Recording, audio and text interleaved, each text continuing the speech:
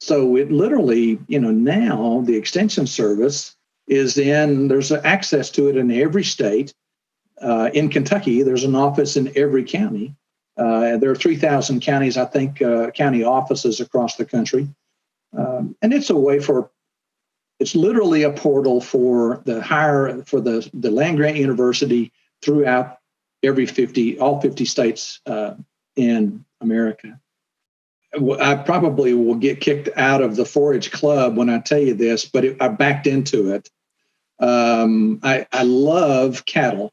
I love cattle, but I don't have the skills. I mean, I worked with people who did, and it was like being in a room of people talking a different language, and it was more than the talk. They could see things and knew things I just, I wasn't going to get, and I wanted to be as close to it as I could. And Forages was close, and so it just kind of started on that path.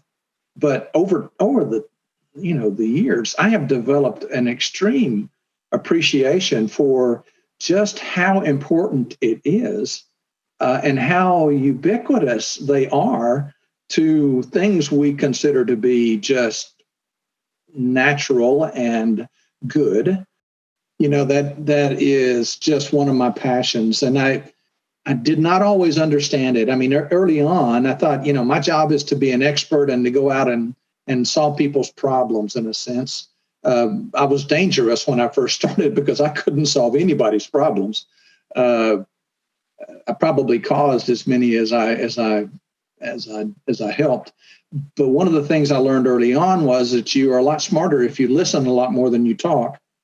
And that is what I think land grant universities need to do better. And when we have made great advances, it's because we've listened to people and we take that back and we say, okay, let's work on that. And it's in that same, kind of thought or circle as this idea of when we've got an answer and nobody's doing it, then you better ask why. I think people in my role have got to be conversant on many levels about how agriculture fits into the whole world. I was on MARTA in Atlanta from the airport to a downtown hotel, and I think I must have had something that said agriculture on it. And this nurse, educated lady, said, "Why is it that we don't have non-GMO bread in America? They don't have GMO bread in Europe, and they don't have blank problem." And I'm thinking, I don't know. Bread's not my thing. Wheat's not my thing. Well, it turns out there is no GMO bread, but she didn't know.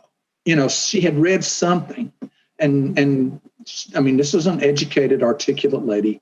And yet I was unable to at least offer up a little bit of help to her and reassure her that no, our bread's a whole lot like their bread. And, perhaps we need to look further at whatever it is you think is going on.